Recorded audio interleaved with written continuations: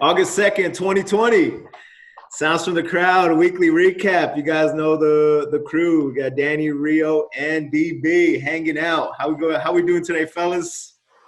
Doing well. Spurs 2-0. I dig it. I dig it. Man, I know Rio sent out that text today. I don't know which chat it was. One of the 30 that we have is Spurs 2-0, Lakers 1-1, and I almost threw Whole new up. game. It's a whole new game. I'm using the NBA official hashtag. It's a whole new game. And DB, how's it in Houston land? Man, it's good. It's good. The Rockets came through the other day, and as a number one Toronto Raptors fan in this city, God, feels good to see my boys back. So let's start there, man. The NBA restart. We got a lot of NBA basketball, and it has a unique feel to it. What do you guys think about the field? The no fans, you got the virtual fans, which our buddy Rick was on because he's a season ticket holder for the Spurs, so he was on the screen. But it has a different feel. The coaches aren't dressed up, right? They're not in suits and ties anymore. Now they're in polos. Overall, as far as gameplay goes, Danny, what'd you think of the feel, the atmosphere? It feels like a watered down version of a Final Four. You know how like sometimes they're playing on the elevated court, like in the domes for the Final Fours. It kind of has that feeling. It's not an elevated court by any means, but it just kind of has that feeling. The bench area, though, right? Yeah, that, and then the sometimes the camera angles. I mean, I know they've had that, but it's more in the dome setting. They have that camera on the wire that kind of floats across the court, right? And I know they didn't go into that like courtside view, so it kind of has that feeling. I think the NBA they're the best at marketing. They're the best at presenting their product. But I also think that their sport allows them to. Like, I think NFL is king, but because of the fact that you can sit so close to the players in live setting for the NBA, that gives them a huge advantage for their marketing. Yeah, One of the things that's kind of unique about it is these are meaningful games, right? We got playoff spots on the line, seeding on the line, and stuff like that. But like the coaches are wearing like outfits you'd wear to golf because they're in Orlando, So it almost doesn't feel like it, right? It feels like the Maui Invitational at the beginning of NCAA. There you go. Yeah, like that's super nice. chill. There's no one in the stands, and the games are at like noon. But they're like really meaningful professional basketball games. Right, and no fans. That's also made it a little bit different. Raina, what do you think about the no fans? How does it take away from the game? Yeah, it definitely feels like watching the Lakers-Clippers game. You just didn't feel that same energy as you would feel on the clutch shot with LeBron doing his putback. I did feel like that game had a lot of big moments, but it didn't have the audience to kind of show the big swings. So right. I noticed it a lot there. And the other place I'm noticing it is that they're pumping in the artificial noise. Yeah. I feel like it's not congruent to what's happening sometimes. Like they're roaring after like a turnover, and I don't know. It's just weird how it's playing out. At times it doesn't make as much sense. I do like that they were saying air ball during air balls. Yeah. Yeah. They're being haters, so that's pretty cool. Yeah, I mean, so the audience, the fake audience, that's whatever, right? But on the court, I'm a little disappointed with the on the court product. It just feels a little watered down. I look at the Lakers squad. I'm being a Lakers fan. I look at that Lakers squad, and I hate it. I hate that team. There's nobody on that court that I like aside from Anthony Davis and a little bit of LeBron James. Like everyone else, I like Caruso too. But that's it. I like Caruso. Like, I can't stand seeing J.R. Smith in the game. I hate Caldwell Pope. I can't stand seeing I'm blanking on his name from the Heat. He came over, took the edibles. What's his name? Blanking on his name. The new guy. What's his name? Oh, Dion Waiters. Dion Waiters. I can't stand him. Looking at him just pisses me off. And it's just like, this is what I'm cheering on, and this is the team that's supposed to win the NBA championship for me. This is a perfect example of every LeBron team ever since he left the Cavs the first time. Yeah. When he went to These Miami. are all LeBron's guys, absolutely. Yeah. When he went to Miami, he built a team. When he went back to Cleveland, he built a team. He's doing the same thing now. Yeah. Totally. So Hey, obviously they get to put what they want on the back of their uniforms. I think JR should be allowed to go shirtless because after Cleveland won in 16, JR was shirtless for upwards of 2 years. So Yeah. I see no reason. They know what team he's on. Just make him wear yellow shorts at all times. And so in that game, what do we see? We see a battle of Dion Waiters, J.R. Smith, and the LA Clippers Lakers game is what I'm talking about. And then on the other side, you have freaking Joakim Noah playing. Joakim Noah, when was the last time Joakim Noah played? I think he got signed by the Knicks a few years back. And then all of a sudden he reemerges and he's playing meaningful minutes in these meaningful games. That's ridiculous. it's like the big three. What's that? 3-on-3 league. Yeah. It kind of feels like that. Yeah, a little bit. Yeah, and then But- they also signed Bobby Jackson. When was the last time you saw Bobby Jackson play? Like, it's just I was just like, what are we doing? It's been a good Bobby week for Jackson the. or Reggie Jackson? Oh, Reggie Jackson. I'm Okay. sorry. Bobby I was gonna Jackson's say, old. Like Bobby Jackson's Jackson from with the Sacramento Kings. Yeah. Bobby Jackson. Yeah, Reggie Jackson.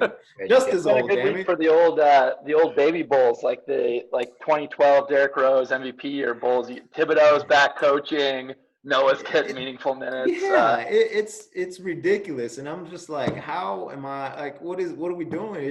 It feels weird. And then in the first game, you have a legit seeding battle, right? You have New Orleans Pelicans versus the Trailblazers, Portland Trailblazers, and what do? What does New Orleans do? They play Zion for like 9 minutes.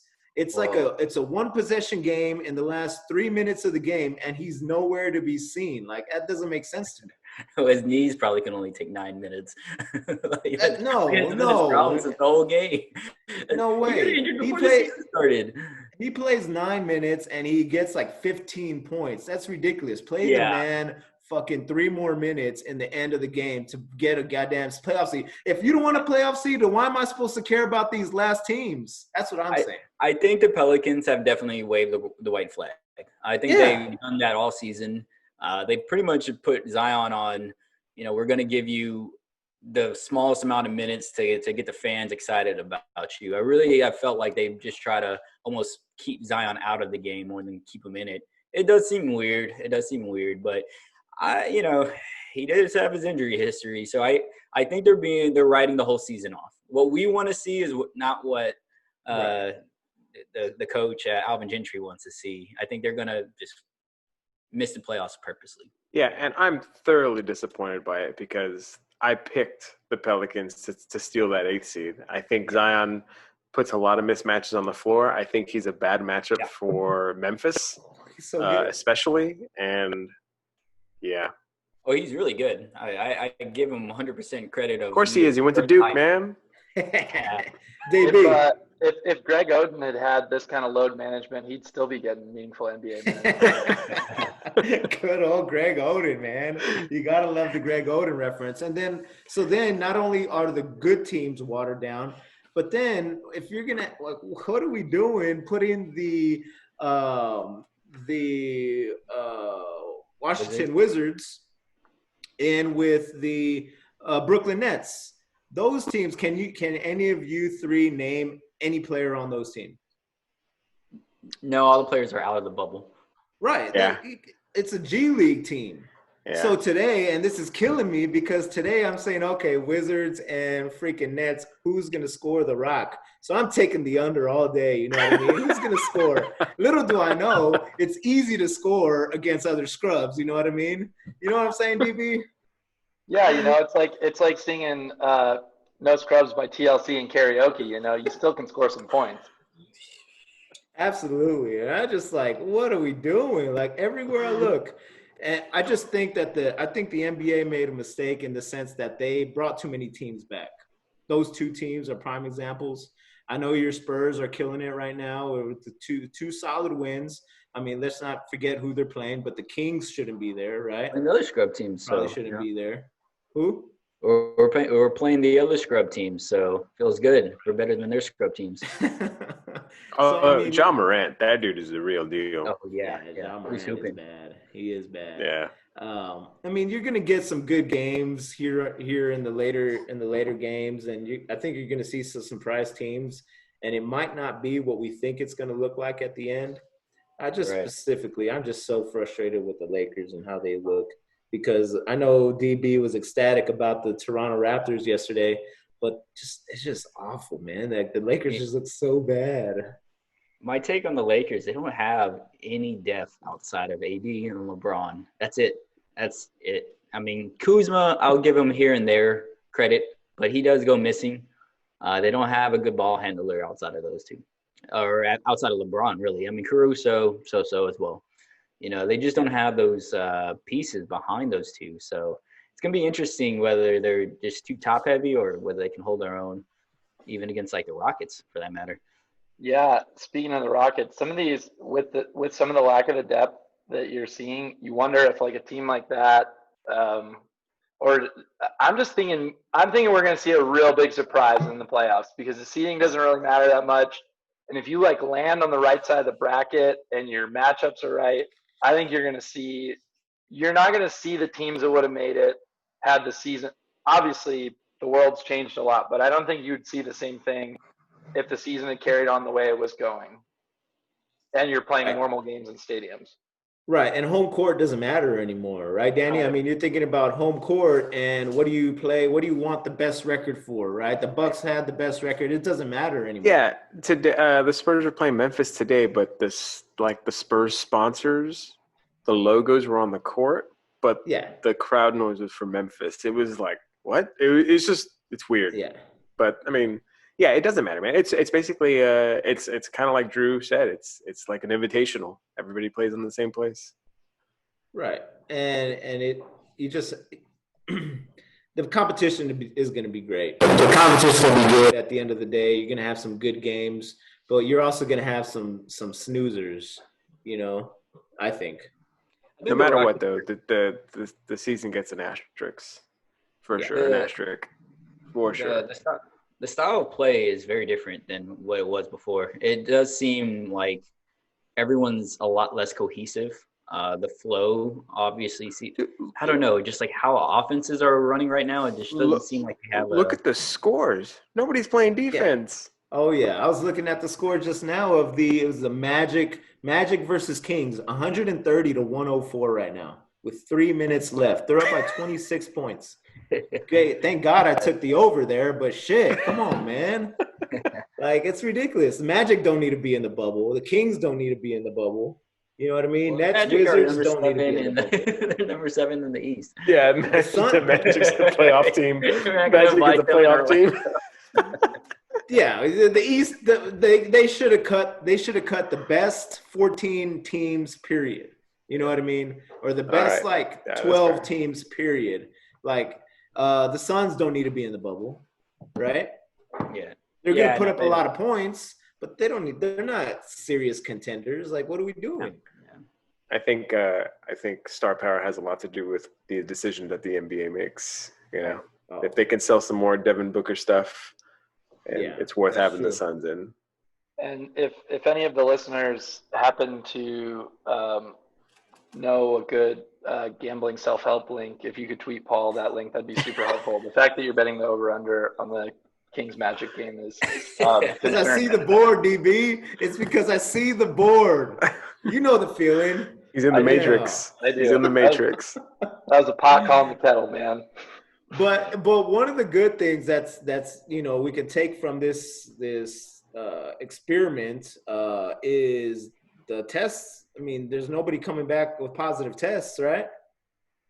Yeah. I mean, we've gone through a solid. I mean, yet I say that with 5 days into it, but yet nobody's tested positive, and in theory, nobody should test positive because you're not interacting with the outside world unless you're Lou Will and you want some wings. Yeah. I was on a run today, not a Rio Rainer run, but just more like a Sunday stroll. And Jumpman came on, and he mentions Magic City. Never realized it. Until today. And he also Magic City's blowing up, I bet. That's right. I spend every single Christmas the last 3 years, and it'll probably be the case this year in Atlanta. Your boy's getting some Lou Will lemon pepper wings. Come hell or high water. They ought to put a menu item in his honor on that. Oh, yeah. He's got one. He has lemon pepper wings. It's on the menu. Lou Will? Yeah, Lou will lemon pepper wings. Oh And I love man, is lemon he pepper. like? Who doesn't love lemon pepper wings? Oh my yeah, lemon gosh. pepper is great. But again, the fact that there's no positive test is so yet is a freaking win, because the last thing we want to do is see, I talk a lot of trash just now about how watered down the product is, but the last thing we want to see is no basketball, because then what are we left with? That's true. Right? Mm. And you look at baseball, and baseball is just a freaking nightmare right now. I just saw a report that it's possible that the Cardinals have way more tests than it originally thought. Like originally, I think it was just 2, and they were just going to reschedule in a couple of days. But now, what I'm hearing is that there's more and more tests. And I know, DB, you've been watching the beginning of the season pretty closely too. What do you think about what's happening in the MLB right now? I think as good of I do. So a few things. I think Adam Silver is pretty clearly the best sports commissioner of the major leagues. Between the big 3, and it's abundantly clear that Rob Manfred is way below on that list. So I think leadership matters in scenarios like this. But I also think baseball clearly has a little more difficult product than something like the NBA, which can occur indoors. It's tough to say what they could have done differently, but you've seen from some of the players, even one of Steven Souza from the Cubs tweeted out that he felt like players weren't taking it seriously enough. And so, the reality is someone's wife is going to the grocery store, and when they're in the home market, maybe they're going home and maybe she's passing it on, and because it doesn't onset right away, they're going around all their teammates. And so it's pretty clear that the bubble seems to be working thus far. Knock on wood that it carries on in that fashion. But until this country has a better grip on it, the idea of people flying everywhere and the teams being the size that they are and sleeping in your own bed at night when you're in your home market seems to be going as poorly as it could. And I would be shocked if baseball finished the season. Yeah, and initially, if you recall, baseball was talking about a bubble as well. They were talking about a bubble in, I think it was Arizona or something like that. And people kind of like laughed at it a little bit, and then they pulled out of that idea. And then now they're trying to act as if everything's normal. But, Rio, what do you think? How long before this season gets called off? Because now you're talking about 4 or 5 teams that are canceled games because there's there's COVID tests. It'll be interesting because if obviously they can't keep having these games, so it almost defeats the purpose of even having a season. But at the same time, I think they were trying to do it anyways. Like they were saying, they're prepared for positive tests. Apparently, they're prepared for this happening, and this is part of their plan, And so it's gonna be interesting watching them balance. The fan and, the PR essentially of what going against all the testing and all that stuff, and watching the NBA do it so well. It's going to be interesting with both the MLB and the NFL, how long they're going to want to hold out and just keep pushing through. So I call it can though, probably in a couple weeks. Oof, man, that sucks. And I hate NFL to say only. that you might be right, and I don't know if they have, other players lined up, and at what point are we just seeing a bunch of AAA teams now? We talked about the NBA being G League games here and there. Now we're talking about a AAA squad, putting on the Oakland A's uniform or whatever. And just kind of seeing what the future of baseball is going to look like. Danny, what do you think? I think they were foolish to think that it was ever going to work with allowing players to stay at home. I just think it's just, and not only that, but even putting teams up at hotels, there are, I guess you can't go all down to Florida the way you do in spring training and just play there. But it's just, and what I'm concerned with more than anything is the NFL is a pretty close contact sport. Obviously so is the NBA, but it's working for them. If the NFL doesn't do a bubble, I don't see it happening. It might start. It might start, but I don't see it sustaining. And it's like the old shit runs downhill, right? Because the fact of the matter is, there's nothing happening nationwide that is like taking this that serious still. And so, baseball is feeling the repercussions of that because they're going to have a whole bunch of people coming. These locker rooms are being hot zones now, right? And you even look at the Toronto Blue Jays. Canada told them, no, you can't play baseball here. You can't. So the Blue Jays have to play in Buffalo because Toronto, Canada says, no, we're not going to allow this in the country. So when you have something like that, and I don't know what Canada That's numbers are America like. versus Canada in cases too. Yeah, I don't know what it is, and Pretty obviously the sensitive. populations are different, but obviously there's a freaking, it's like, it's easy to see where the problem is, right? Yeah. Well, I'm going to do a hot take. Jerry Jones is not allowing a bubble plan. There is no chance that he's going to pay as much money as he does for Jerry Land, and they're going to play in some – unless the bubble is in Dallas. But I just don't see it. I don't see the NFL going for a bubble plan. I just think the owners, the way they are, they're not as pro-player as the NBA, and I think you're going to see that loud and clear when it comes down to safety, player safety. And the owners are still saying, "Oh, we want to have fans in the stands." You know Oh, what yeah. I mean? They wanna make money. We're talking 1 month from now. You Yeah. know what I mean? We're talking 1 month from now. We're gonna see fans in the stands. You Yeah. have college football coaches saying we need to play football. Blah blah blah blah blah blah. They have no You know what I reason. mean? They have zero reason. Like, Yeah, none. exactly. Those are just those hard-headed coaches who are just like, oh yeah, football makes the country run. The country runs on football, which it might, but there's definitely some caution.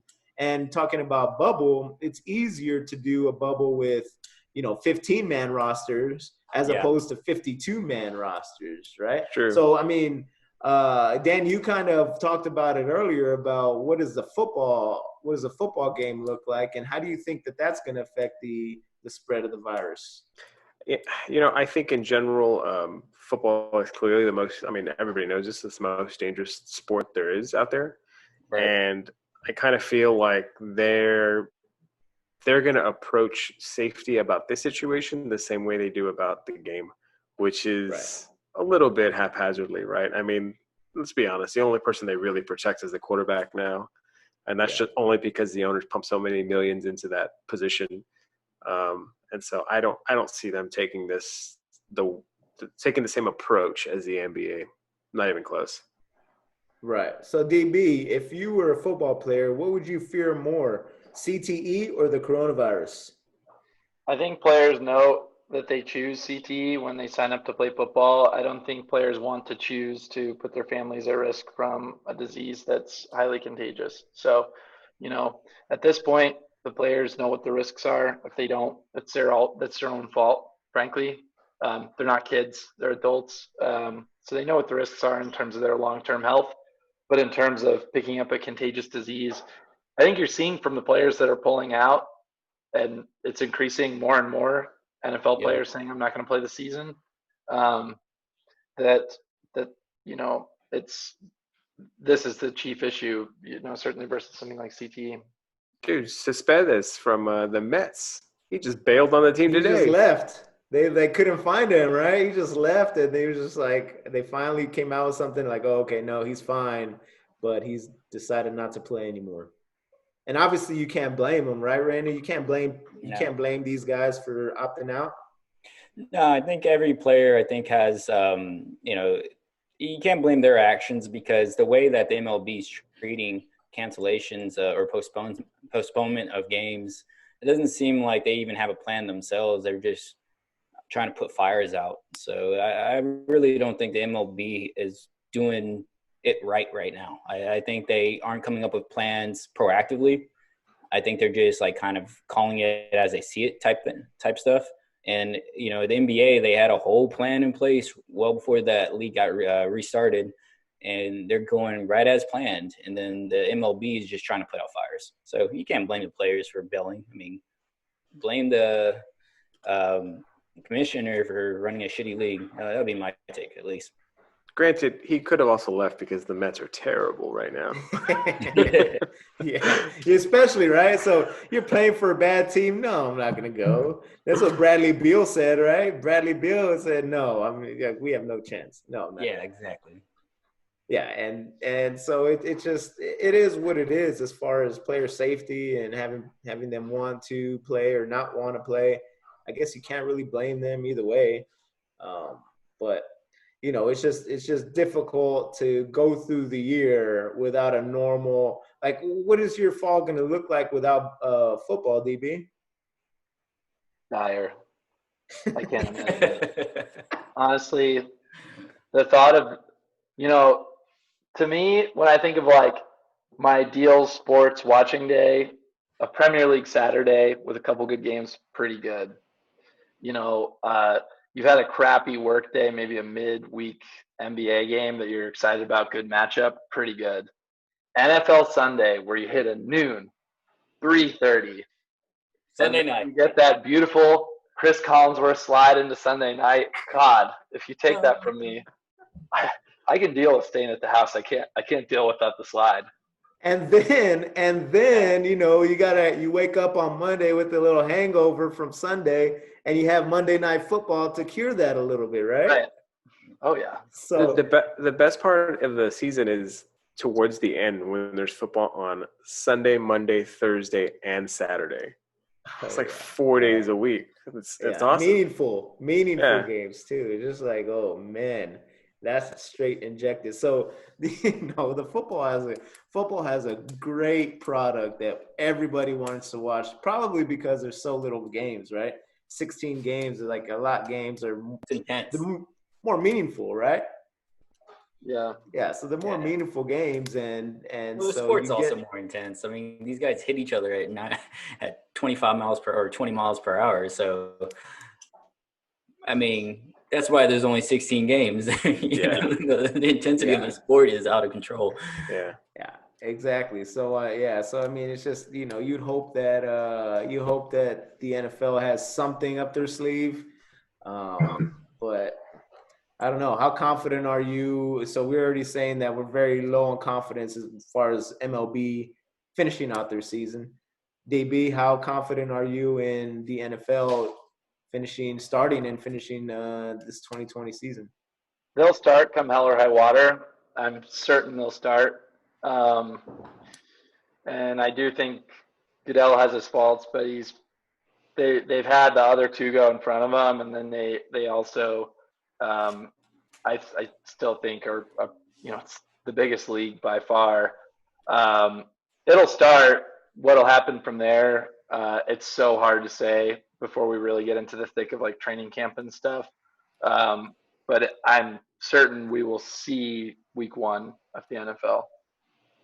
Yeah. And Rio, would you rather just see it, start it, and then just cross your fingers, and even if we make it through week 5, it was worth it, or would you rather just say, all right, no, just call it, we'll try again next year? I think they're going to have to create a plan to really be proactive, unlike the MLB about testing. It's going to be interesting to see if they can pull it all off because it's a lot more logistics. But I do think the NFL will pull this off the whole season because there's so much money at stake for them. And I think they're willing to take it on. Like, they're not going to take it on the chin, I don't think. I think they're going to try to force that season, the entire version of it. So my bet is on the whole season happening plus the Super Bowl.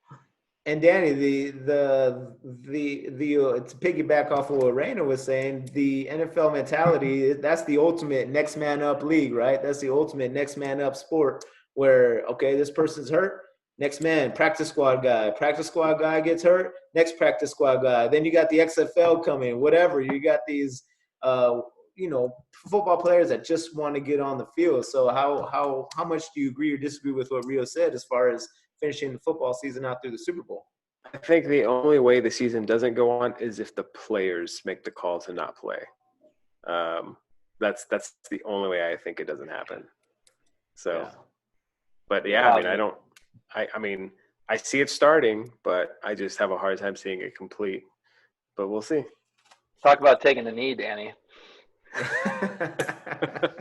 Taking a knee on the season. So, who knows what's going to happen right now. What we do know is that we have a pretty solid future as far as looking in basketball goes, a sketchy baseball. Golf, the first major's coming up next weekend, right? Yeah. Isn't the US Open PGA coming up? Or PGA okay. Championship. Okay, PGA Championship's coming up, and then the Masters is not too far behind that. So, Yeah. I mean, hopefully this thing will come out. But we also had some unique news in a little obscurity, and Mike Tyson and Roy Jones Jr. coming out with an exhibition 10-round fight, which leads DB to ponder on the question of which two old people would you like to see in a ring fight each other, regardless of sport. They don't have to be boxers. But DB, two old people that you just want to see square up and go at it. What do you got? So these guys don't need the money near as bad as Roy and Mike T probably need the money. Those guys aren't getting in the ring because they don't need a little cash injection. But I would love to see Chuck, Charles Barkley, and Shaq in a charity boxing match. That would be awesome, man. Oh, I think both of them will put on for it. They also go at each other the hardest on that show. So yeah, those would be my two former Titans who may, in Shaq's case, eat a lot of Papa John's, and in Chuck's case, eat a lot just in general. I'd like to see those two. And Chuck, as a degenerate gambler, is betting on himself for that too. So. Doing the old Floyd Mayweather, just putting $1 million on himself. Yep. Yeah, and I struggle with this question because DB just brought it up real quick, and I hadn't really given it too much thought. But I will say that I wouldn't mind seeing Charles Oakley, former New York Knickerbocker, Charles Oakley in the ring against somebody. He might kill somebody. Maybe him. There's a little bit of an age difference, but maybe him and Ron Artest or I was going to say like he and Kendrick Perkins. Kendrick Perkins. Oh, I don't like Kendrick Perkins, man. Yeah, I know. I don't like him for some reason. But anyways, anybody else got a good? Raymond, you got? I got one. All right. Prime J.J. Watt versus Aaron Donald. Ooh, J.J. Watt and Aaron Donald. Prime J.J. Watt. The guy that didn't have multiple injuries, like the guy who had the size, the strength, the power. Aaron Donald. Who are you taking on that one? Oh man, I would. Donald trains with knives, bro. He's gonna kill JJ. Are you kidding me? Okay, fair one. We pretty much already got to see it, but I wouldn't mind seeing Nolan Ryan and Robin Ventura go at it. Oh, part two. How about a part two? At their current ages too, that would almost be like a criminal violation to put them on. Poor Nolan, man. Nolan's a little older, but he'd probably still whoop his ass. Man. Yeah, but like I said, we're just coming into the swing of things with North American sports, which we're glad they're back. Hopefully they stay around, Yeah. It's just a little uncertain, but NBA playoffs will be kicking off pretty soon. That's going to be fun to watch. At least storylines will unfold. Hopefully some baseball storylines unfold. Real quickly, the Joe Kelly Dodgers Astros incident. What do we got on that? Man, I can't believe we almost glossed over that one. I was watching it and I was like, I'm Team Joe Kelly all the way. I can't stand the Astros. I think his suspension is paying for the Houston Astros cheating thing, because Joe Kelly wasn't even on that team when they faced each other, right? And so right. So I think his suspension is stupid, the amount of games, and I just think that they suspended him that much because of what the Astros did. I mean, what people want to use the argument, well, it doesn't matter because they didn't win or everybody else does it. Like, you got caught. It doesn't matter. You got caught. Like, just take it. Just take it and own it. But whatever. Exactly. DB, what do you got? I'm most grateful to Joe Kelly.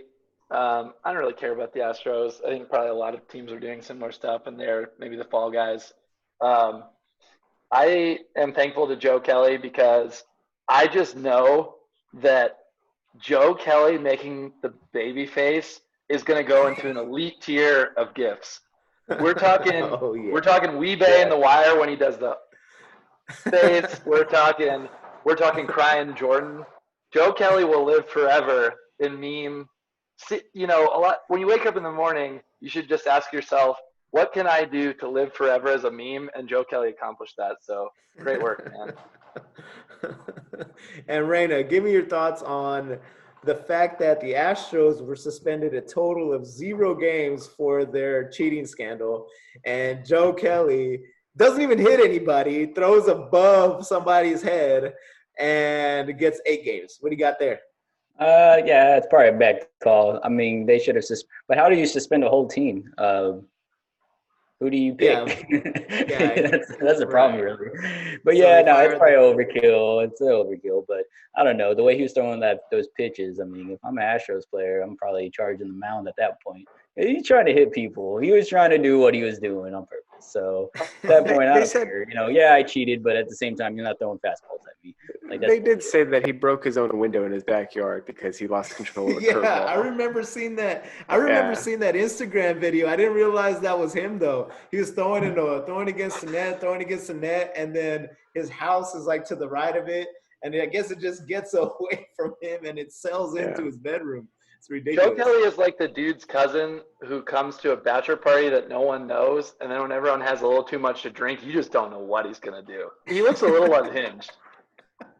Yeah, I don't know. That's probably more Joe Kelly content than you'll ever receive in the history of the world these last couple of days, because before that night, nobody knew who Joe Kelly was, and he will live in infamy for sure.